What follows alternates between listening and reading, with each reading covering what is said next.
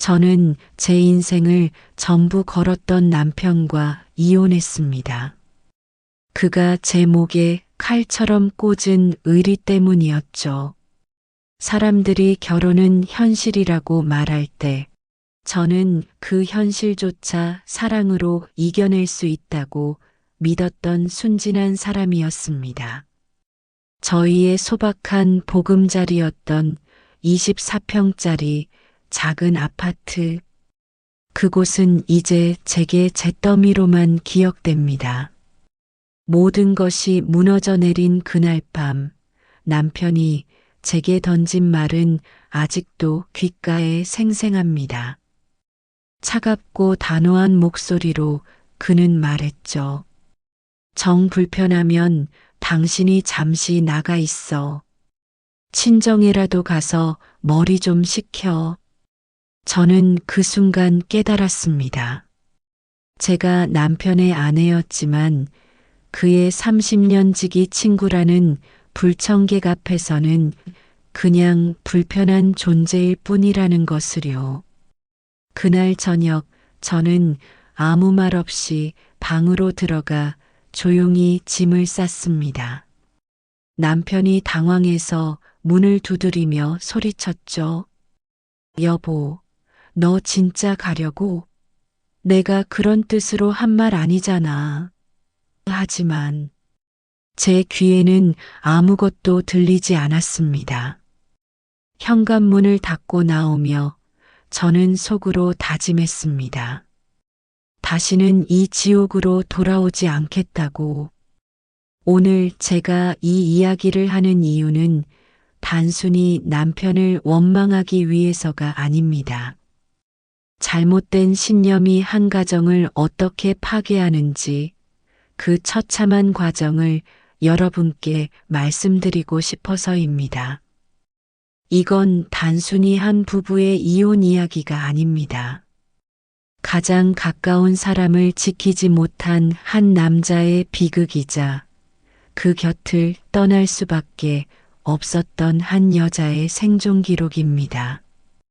저는 남편을 정말 사랑했습니다. 그가 제게 약속했던 모든 말들을 믿었고 우리의 미래를 꿈꿨습니다. 하지만 그는 제가 아닌 다른 누군가를 위해 그 모든 것을 불태워 버렸습니다. 남편이 목숨처럼 지키려 했던 그 의리가 어떻게 그의 모든 것을 집어삼켰는지 지금부터 그 이야기를 시작하겠습니다.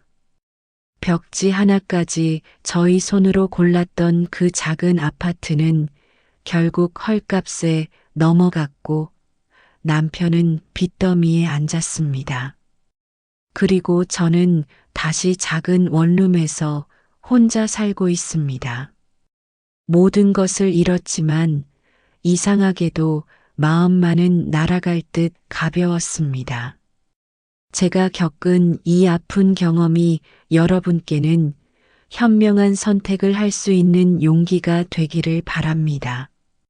지금은 53세가 된 안양에 사는 김미정 씨의 25년 전 첫 남편과의 사이에서 있었던 이야기를 들려드리겠습니다. 구독과 좋아요 한 번씩 부탁드리겠습니다. 남편은 정 많고 의리 있는 사람이었습니다. 연애 시절부터 그는 늘 자신의 사람들을 챙기는 것에 자부심을 느꼈고 저는 그런 그의 책임감 있는 모습이 좋았습니다. 친구가 힘들다고 하면 밤늦게라도 달려가는 사람이었죠. 처음에는 그게 멋있어 보였습니다. 어떤 상황에서도 사람을 저버리지 않는 그의 모습이 믿음직스러웠으니까요. 우리는 큰 욕심이 없었습니다. 밤늦게 퇴근한 남편과 서로의 어깨를 주물러주고 주말에는 함께 동네 시장에 장을 보러 가서 소박한 저녁을 차려 먹는 것. 그것만으로도 충분히 행복했습니다. 남편은 회사에서 지친 얼굴로 돌아와도 제가 만든 음식을 먹으며 환하게 웃었습니다. 자기가 만든 게 제일 맛있어. 그렇게 말하는 그를 보며 저도 웃었죠. 대출을 받아 마련한 작은 아파트는 단순히 집이 아닌 둘만의 아득한 보금자리였습니다. 벽지 하나, 작은 화분 하나까지 저희의 손길이 닿은 우리의 미래이자 꿈의 성전이었습니다. 우리는 주말마다 인테리어 용품점을 돌아다니며 하나하나 직접 골랐습니다. 남편은 제가 고른 연분홍색 커튼을 보며 말했죠. 나는 이런 색 별로인데 자기가 좋아하니까 좋아. 그런 사소한 것들이 모여 우리의 집이 되었습니다. 남편은 종종 밤늦게 귀가하는 길에 편의점에서 제가 좋아하는 딸기 우유를 사오곤 했습니다. 오늘 회의 때 자기 생각나서 샀어. 별것 아닌 것 같지만 그런 작은 배려들이 저를 행복하게 만들었습니다. 우리는 서로를 위해 존재하는 사람들이었습니다. 적어도 그때까지는요. 어느 날 저녁 남편이 소파에 앉아 제 손을 꼭 잡으며 말했습니다. 자기야, 나 믿지? 내가 무슨 일이 있어도 너랑 이 집은 꼭 지킬게. 우리 여기서 늙어가자. 저는 그 말을 굳게 믿었습니다. 그가 말하는 무슨 일이 외부의 시련일 거라고만 생각했지. 그가 자신의 손으로 파멸을 불러올 거라고는 상상조차 하지 못했습니다. 그때 저는 몰랐습니다. 남편의 가장 큰 장점이라 믿었던 의리가 사실은 현실과 아내를 구분하지 못하는 미련하고도 위험한 아집이었다는 것을요. 그 의리가 우리의 행복을 모두 집어삼킬 것이라고는 저는 전혀 몰랐습니다. 우리는 그저 평범하게 서로를 아끼며 살아가고 싶었을 뿐인데 말이죠. 그날은 평범한 수요일 저녁이었습니다. 남편이 평소보다 1시간 늦게 들어왔는데 얼굴이 잔뜩 어두웠습니다. 그리고 그의 뒤로 웬 남자가 조심스럽게 따라 들어왔죠. 허름한 옷차림에 일주일은 굶은 듯 헬쑥한 얼굴이었습니다. 저는 순간 당황해서 남편을 쳐다봤습니다. 남편이 미안한 듯 웃으며 말했습니다. 자기야, 이 친구가 내 보육원 시절부터 함께한 유일한 가족 같은 친구야. 기억하지? 내가 얘기했던 준호. 사정이 좀 어려워져서 며칠만 우리 집에서 신세지게 해줄 수 있을까? 제가 대답하기도 전에 그 친구가 제 앞에서 고개를 푹 숙였습니다. 정말 죄송합니다, 형수님. 사업이 완전히 망해서 이번 달 말까지 월세도 못 내게 됐어요. 정말 갈 데가 없어서 신세지는 만큼 집안일이든 뭐든 돕겠습니다.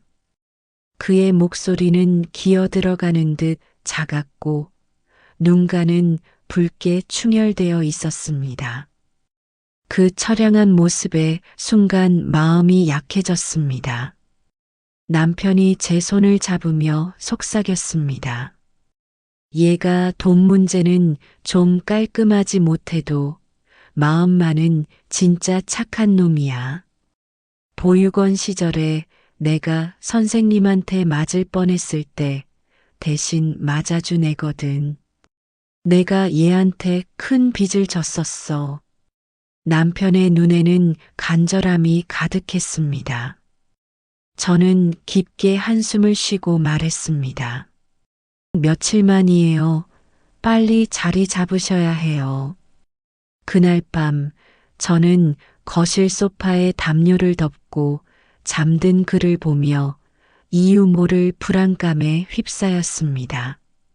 마치 우리 집의 공기가 달라진 듯한 이질감이 느껴졌죠. 남편은 제 옆에서 골아떨어졌지만 저는 좀처럼 잠들 수가 없었습니다. 창밖을 내다보며 생각했습니다. 왜 이렇게 불편하지? 딱 며칠인데. 며칠이 일주일이 되고 일주일이 2주가 되었습니다.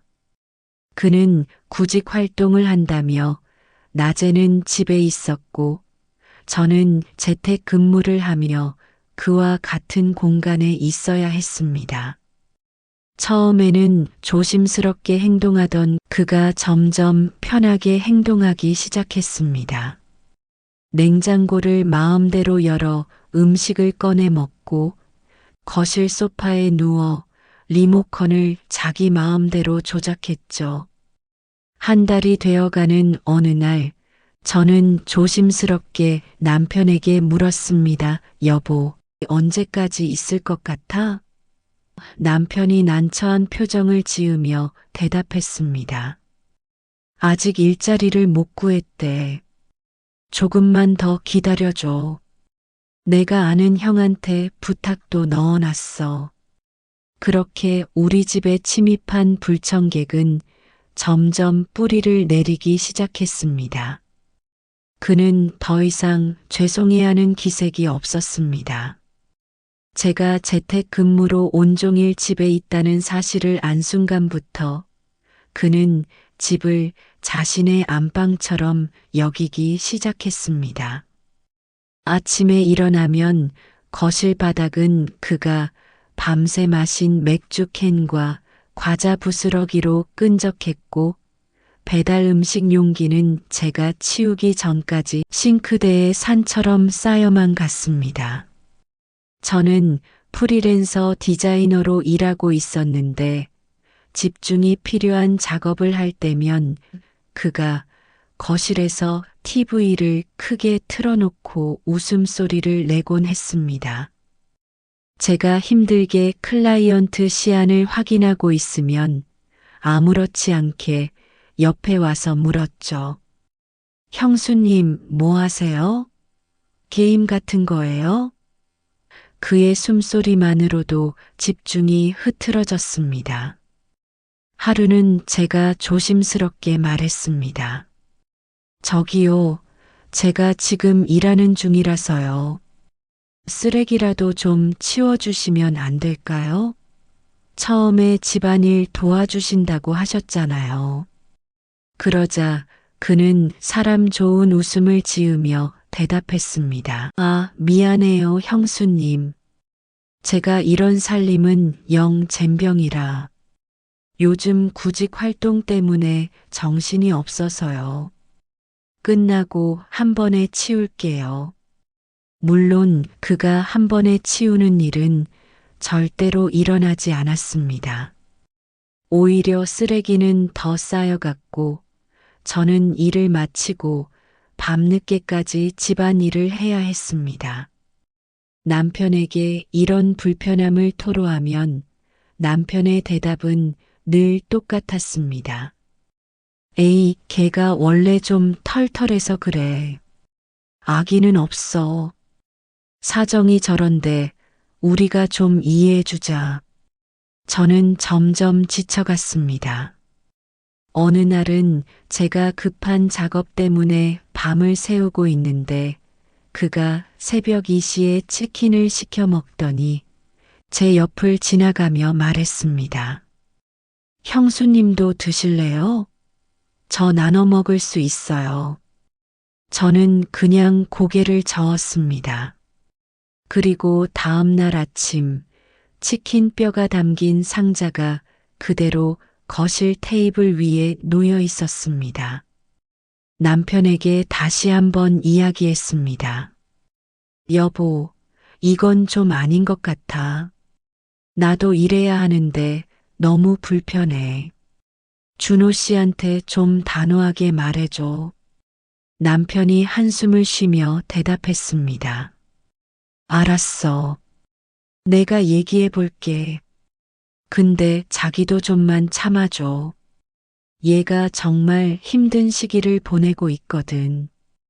그날 저녁 남편이 그와 이야기를 나누는 소리가 방문 틈으로 들렸습니다. 준호야, 우리 와이프가 재택으로 일하거든. 조금만 조심해 줄 수 있어? 그러자 그가 대답했습니다. 아, 형, 미안해. 내가 원래 이런 거 신경을 잘 못 써서. 근데 형수님이 좀 예민하신 것 같기도 해. 나는 최대한 조용히 있는데 남편이 웃으며 말했습니다. 아니야, 괜찮아. 우리 와이프가 좀 예민한 편이긴 해. 그 말을 듣는 순간 제 안에서 무언가가 끊어지는 소리가 들렸습니다. 남편에게 그는 여전히 도와줘야 할 불쌍한 친구였고 저는 예민한 아내가 되어가고 있었습니다.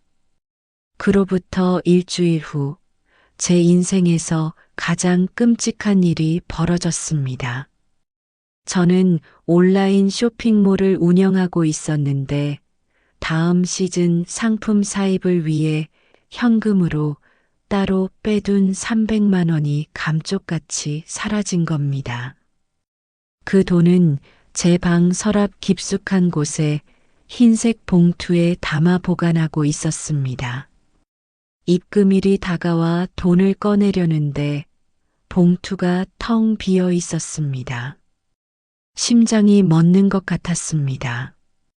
제가 몇 달 동안 악착같이 모은 돈이었거든요. 집 안 어디에도 없었습니다. 그 돈의 존재를 아는 사람은 남편과 저, 그리고 언제부턴가 제 방을 스스럼 없이 드나들던 그 친구뿐이었습니다. 일주일 전 그가 제 방에서 나오는 걸 본 적이 있었습니다. 아, 화장실 찾다가 잘못 들어왔어요. 그때는 그냥 넘어갔는데 온몸의 피가 차갑게 식는 기분이었습니다. 저는 떨리는 손으로 그를 불러안치고 단도직입적으로 물었습니다. 준호 씨, 혹시 제 방 서랍에 있던 돈 봉투 못 보셨어요? 그는 화들짝 놀라며 질색했습니다. 네, 무슨 말씀이세요? 저는 최대한 침착하게 말했습니다. 300만 원이 들어있던 흰 봉투요. 제 방 서랍에 넣어뒀는데 없어졌어요. 그가 손사래를 치며 일어섰습니다. 형수님, 저를 어떻게 보시고 그런 말씀을 하세요? 제가 아무리 어려워도 도둑놈은 아닙니다. 정말 너무하시네요? 목소리를 높이며 억울한 척하는 그의 모습에 기가 막혔지만 증거가 없었습니다. 저는 떨리는 목소리로 말했습니다. 그럼 혹시라도 못 보셨는지 여쭤보는 거예요. 그때 퇴근한 남편이 들어왔고 저는 곧바로 이 사실을 알렸습니다. 하지만 제 말을 들은 남편의 첫마디는 저를 절망에 빠뜨렸습니다. 너 지금 준호를 의심하는 거야? 혹시 어디 다른 데 둔 거 아니야? 잘 찾아봐. 내가 깜빡하고 다른 데 둔 거 아니고. 저는 울먹이며 말했습니다. 내가 그 돈을 얼마나 애지중지 관리했는데 절대 다른 데 둘 리가 없어. 남편이 준호에게 물었습니다. 준호야, 너 진짜 모르는 거지? 준호가 울먹이며 대답했습니다. 형, 나 정말 억울해. 형수님이 날 의심하는 것 같은데 난 정말 모른다니까. 내가 이렇게까지 의심받을 거면 차라리 나가는 게 낫겠어. 그러자 남편이 그를 말렸습니다. 아니야, 가지 마. 우리 와이프가 실수로 그런 거야. 저는 울면서 소리쳤습니다. 내가 그 돈을 얼마나 애지중지 관리했는데, 집안에 돈이 없어졌는데, 그럼 누굴 의심해? 이 집에 우리 셋밖에 없잖아. 남편은 오히려 저를 나무랐습니다. 사람을 그렇게 함부로 의심하는 거 아니야. 증거도 없이 사람 잡지 마, 걔는 정말 그럴 애가 아니야. 내가 30년을 봐온 친구라고. 그날 밤 저는 방에서 혼자 울었습니다. 남편은 제 눈물보다 친구의 결백이 더 중요했습니다. 제가 거짓말쟁이가 되어버린 기분이었습니다. 그날 밤 저희는 결혼하고 처음으로 집이 떠나가라 싸웠습니다. 저는 더 이상 참을 수 없었습니다. 여보, 그 사람 당장 내보내지 않으면 나 더 이상 이 집에서 못 살아. 내 돈이 없어졌다고. 남편이 소리쳤습니다. 증거가 어딨어? 내가 잃어버린 거일 수도 있잖아. 왜 무조건 준호 탓을 해? 저는 울면서 대꾸했습니다. 그럼 귀신이 가져갔어? 이 집에 우리 셋밖에 없는데 당신은 왜 나보다 저 사람을 더 믿는 거야? 남편이 한숨을 크게 쉬며 말했습니다. 너 정말 너무한다. 제가 어떤 상처를 가진 애인지 알면 너 그렇게 말 못해. 부모 없이 자라서 얼마나 힘들었는데. 저는 목이 메었습니다. 나는 지금 어떤 상처를 받고 있는지는 안 보여. 내 몇 달치 수입이 날아갔다고. 그리고 저 사람이 매일 집에서 어떻게 행동하는지 당신은 몰라. 당신은 출근해서 안 보잖아. 남편이 짜증스럽게 대꾸했습니다. 에휴, 말이 안 통하네. 진짜. 제가 지쳐서 더 이상 말을 잇지 못하고 소파에 주저앉았을 때 남편이 제 가슴에 대못을 박는 말을 꺼냈습니다. 아, 진짜 말이 안 통하네. 정 그렇게 불편하면 당신이 며칠 친정에 가 있어. 머리 좀 식히고 오면 괜찮아지겠지. 내가 준호랑 얘기 좀 해볼 테니까. 순간 세상이 무너지는 소리가 들렸습니다. 불편하면 나가라. 이 집에서 내 남편의 아내인 나에게 저 불청객 때문에 나가라니. 저는 그 순간 모든 것을 체념했습니다. 아, 이 사람에게 나는 저 친구만도 못한 존재구나. 30년 지기 친구와 3년 아내 사이에서 그는 친구를 택한 거였습니다. 저는 아무 대답 없이 방으로 들어가 조용히 짐을 싸기 시작했습니다. 옷가지와 노트북, 중요한 서류들을 가방에 담았습니다. 당황한 남편이 방문을 열고 들어오며 말했습니다. 너 진짜 가려고? 내가 그런 뜻으로 한 말 아니잖아. 그냥 좀 쉬고 오라는 거지. 저는 대답하지 않았습니다. 남편이 제 팔을 잡았습니다. 여보, 진정해. 우리 얘기 좀 하자. 내가 잘못 말했어. 저는 그의 손을 뿌리쳤습니다. 나요. 당신 말대로 머리 좀 식히고 올게요. 친정 가서. 남편의 얼굴이 창백해졌습니다. 진짜로 가면 어떡해? 나 혼자 어떻게 안방문을 열자 거실에서 TV를 보던 준호가 저를 쳐다봤습니다. 그의 눈빛에는 승리감 같은 게 어려 있었습니다.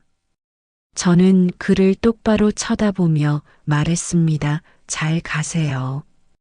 그리고 문을 닫았습니다.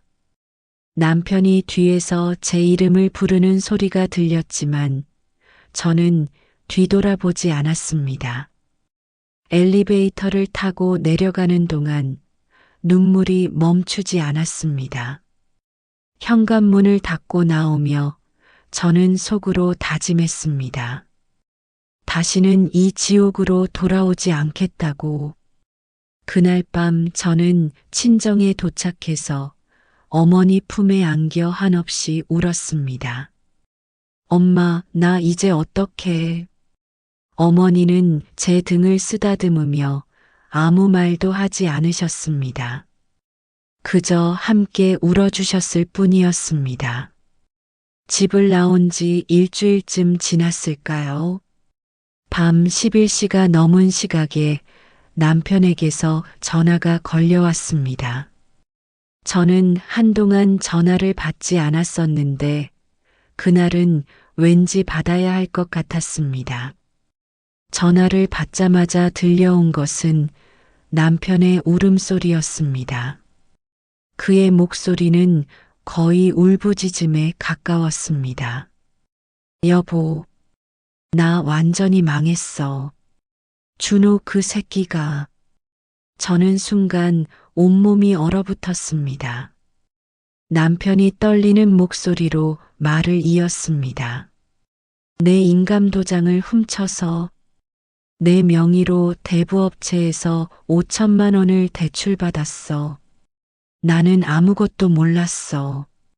그리고 내가 모아둔 쇼핑몰 재고, 상품들, 집에 있던 결혼 폐물들 전부 가져가고 사라졌어.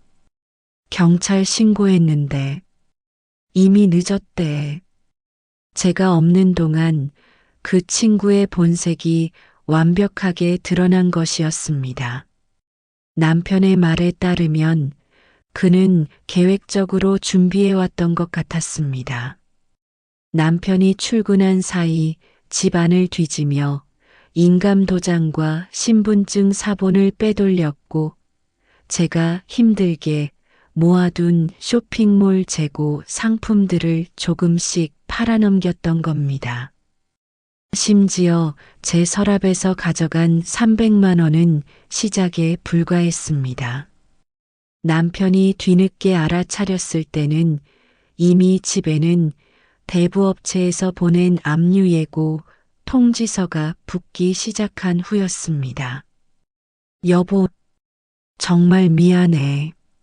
내가 내 말을 들었어야 했는데 집이 경매로 넘어갈 것 같아. 대출금을 갚을 방법이 없어. 남편의 목소리는 완전히 무너져 있었습니다. 그때 남편이 떨리는 목소리로 말했습니다. 그 새끼가 떠나기 전에 문자를 하나 남겼어. 읽어줄게. 남편이 문자를 읽기 시작했습니다. 내 덕에 잘 살았다. 근데 너희 부부 행복한 꼴 보니 배알이 꼴려서 못 봐주겠더라. 넌 평생 나한테 빚진 놈이니 이 정도로 퉁치자. 그리고 형수한테 전해줘. 그 300만 원 잘 썼다고. 남편은 전화기 너머로 내가 미안해. 내가 다 잘못했어. 제발 돌아와줘. 우리 다시 시작하자. 내가 뭐든지 할게. 라며 아이처럼 울었습니다. 30년을 함께한 친구라고 믿었던 사람이 사실은 질투와 증오로 가득 차 있었던 겁니다. 그는 처음부터 우리를 파멸시킬 계획이었던 거죠. 저는 아무 말 없이 전화를 끊었습니다. 눈물조차 나지 않았습니다. 그저 모든 것이 제자리로 돌아갔다는 생각뿐이었습니다. 제가 그토록 말했던 것들이 현실이 된 지금 남편은 비로소 깨달은 겁니다. 하지만 너무 늦었습니다. 돌이킬 수 없을 만큼 모든 것이 무너져 버렸으니까요. 다음 날 아침 남편에게서 또 전화가 왔습니다. 여보, 제발 한 번만 만나줘. 내가 무릎 꿇고 빌게. 우리 다시 시작할 수 있잖아. 나 정말 정신 차렸어. 이제 너만 보고 살게. 저는 조용히 대답했습니다. 우리 이혼해요. 변호사 선임할 테니. 서류 받으면 서명해 주세요. 남편이 울부짖었습니다. 안 돼. 이혼은 절대 안 돼. 저는 전화를 끊었습니다. 결국 우리는 이혼했습니다. 남편은 대출금을 감당하지 못해 우리의 꿈이었던 그 아파트를 헐값에 넘겨야 했습니다. 마지막으로 법원에서 마주친 그는 몇 달 사이 10년은 늙어버린 모습이었습니다. 머리는 반백이 되어 있었고 눈가에는 깊은 주름이 패여 있었습니다. 한때 그렇게 당당하던 어깨는 축 처져 있었죠. 법원 복도에서 그는 마지막까지 제 손을 잡고 용서를 빌었습니다. 여보, 제발. 나 정말 후회하고 있어. 내가 다시는 그런 실수 안 할게. 우리 다시 시작할 수 없을까? 내가 뭐든 할게. 평생 속죄하며 살게. 그의 눈에는 진심 어린 후회가 가득했습니다. 하지만 이미 너무 늦었습니다. 저는 그에게 단호하게 말했습니다. 당신이 지켜야 할 의리는 친구가 아니라 바로 나, 당신 아내였어요. 우리가 함께 만든 이 가정이었고요. 근데 당신은 그 의리를 배신했어요. 이건 그 대가일 뿐이에요. 남편이 고개를 떨구며 울었습니다. 내가 정말 바보였어. 가장 소중한 걸 지켜야 했는데. 저는 그를 뒤로하고 돌아섰습니다. 복도를 걸어나가는 동안 뒤에서 남편이 제 이름을 부르는 소리가 들렸습니다. 민지야, 제발. 하지만 저는 뒤돌아보지 않았습니다. 법원 문을 나서자 따뜻한 햇살이 제 얼굴을 비쳤습니다. 모든 것을 잃었지만 이상하게도 마음은 날아갈 듯 가벼웠습니다. 그날 이후 저는 작은 원룸을 얻어 다시 시작했습니다. 재고를 모두 잃어버렸지만 그동안 쌓아온 노하우와 고객들은 남아 있었습니다. 저는 처음부터 다시 온라인 쇼핑몰을 시작했고 전보다 더 열심히 일하며 제 삶을 되찾아가고 있습니다. 새벽부터 밤늦게까지 일했지만 그 시간들이 행복했습니다. 제 노력이 온전히 제 것이 되는 삶이었으니까요. 6개월쯤 지났을 때 우연히 길에서 남편을 마주쳤습니다. 그는 더 초췌해져 있었고 저를 보자 멈춰 섰습니다. 잘 지내? 저는 짧게 대답했습니다. 네, 잘 지내요. 그가 쓸쓸하게 웃었습니다. 너 보니까 정말 홀가분해 보인다. 나는 아직도 그날이 후회돼. 저는 고개를 끄덕였습니다. 저도 이제 괜찮아요. 당신도 잘 사세요. 여러분, 만약 여러분의 곁에 있는 사람이 가족과 외부인 사이에서 저울질을 하고 있다면 단호하게 돌아서세요. 진정한 의리는 가장 가까운 내 사람을 지키는 것에서 시작됩니다. 그것을 모르는 사람과 함께하는 미래는 허황된 꿈일 뿐입니다. 아무리 오랜 인연이라 해도 지금 내 곁에 있는 사람보다 중요할 수는 없습니다. 제 남편은 30년 친구를 위해 3년 아내를 버렸고 그 결과 모든 것을 잃었습니다.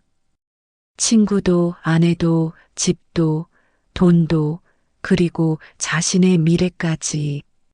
그가 목숨처럼 지키려 했던 의리는 결국 독이 되어 그를 파멸시켰습니다. 그것은 잘못된 의리가 치러야 할 대가였습니다. 이제 저는 혼자지만 자유롭습니다.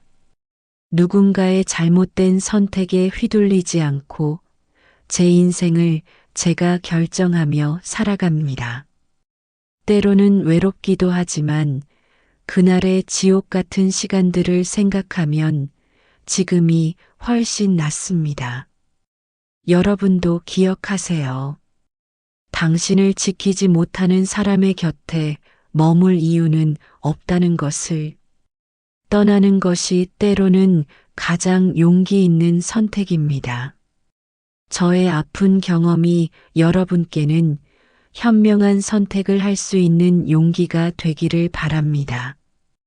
그리고 언젠가 진정으로 나를 최우선으로 생각해주는 사람을 만나 다시 사랑할 수 있기를 꿈꿉니다. 지금은 저 자신을 사랑하는 것으로 충분하지만요. 끝까지 제 이야기를 들어주셔서 감사합니다.